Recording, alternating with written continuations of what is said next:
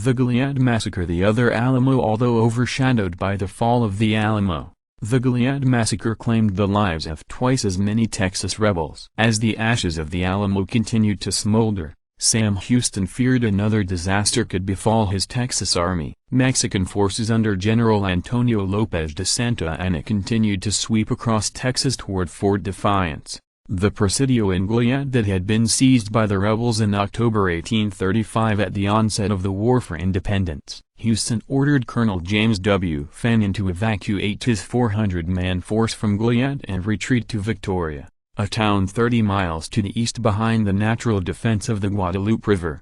The immediate advance of the enemy may be confidently expected, Houston warned Fannin. Prompt movements are therefore highly important. Presidio La Bahia, Fort Defiance. Fannin, however, lacked the same urgency as the orders he received on March 14, 1836. The finely bred, West Point-trained officer lingered for days as a 1,400-man army led by Santa Anna's chief lieutenant, General José de Aria, closed in on Goliad. Whether indecisive, stubborn or loyal to the rebels away on missions whom he did not want to abandon, Fannin remained in Goliad until the morning of March 19.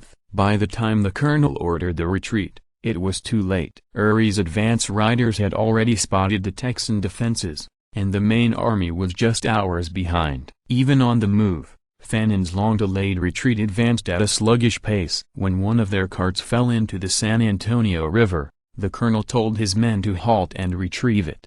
Over the protests of his officers, Fannin also ordered his troops to stop for more than an hour to allow their oxen to graze. While the livestock ate, the rebels' stomachs rumbled since they forgot to pack any food. When the Texans finally resumed their march in the afternoon, they quickly encountered the Mexican forces. Instead of taking cover in the nearby woods, Fannin ordered his men to form a square on an open prairie near Colto Creek. With cannons stationed at each corner of the square, the Texans held firm. Although shot in the thigh, Fannin continued to lead the fight until darkness fell. Encircled by the enemy and low on ammunition and water, the desperate Texans worked through the night to dig ditches and haul overturned carts, dead horses and even fallen comrades to buttress the walls of their earthworks. When dawn broke, however, so did the realization that the arrival of Mexican reinforcements during the night had made their situation hopeless. Faced with annihilation, the Texans raised a white flag and were marched back to Goliad and incarcerated in the Presidio Chapel at Fort Defiance along with other rebels captured in the nearby area. Colonel James W. Fannin may have hoped,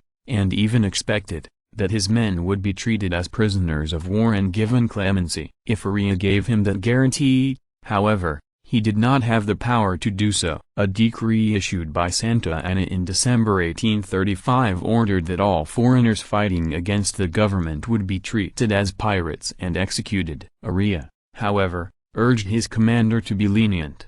This show of generosity after a hotly contested engagement is worthy of the highest commendation, Aria wrote to Santa Anna, and I can do no less than to commend it to your excellency.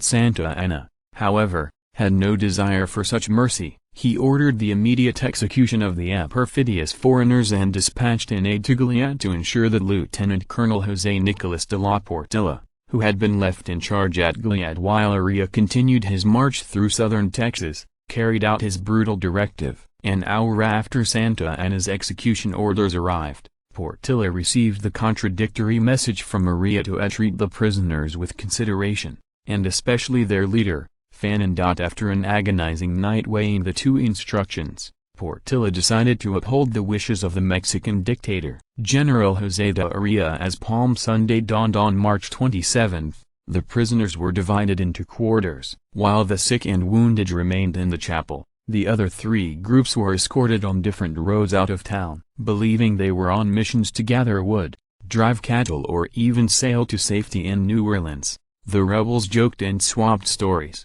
As soon as they were ordered to halt a half-mile from the fort, however, the Texans realized their fates. The Mexican guards opened fire. Those not killed by the gunshots were butchered with bayonets. Back at the Presidio, The Mexicans executed the wounded against the chapel wall and even shot them in their makeshift beds. The injured Fanning was the last to be slaughtered. His 3 dying wishes were to be shot in the chest, given a Christian burial and have his watch sent to his family. Instead, the Mexican commanding officer shot Fanning in the face, burned his body with the others and kept the timepiece as a war prize. Nearly 350 rebels were executed in the Goliad massacre, almost twice as many as were killed at the siege of the Alamo. The death toll would have been even higher if not for a Mexican woman known as the Angel of Goliad who convinced a Mexican colonel to spare the lives of approximately 20 doctors, orderlies and interpreters. Santa Anna's ruthless treatment of the captured soldiers had the opposite effect than what he intended. The Napoleon of the West was no longer seen as a brilliant military strategist but a cruel despot. The Goliad massacre hardened attitudes toward Santa Anna throughout the United States and inflamed and unified the Texas resistance. Less than a month later,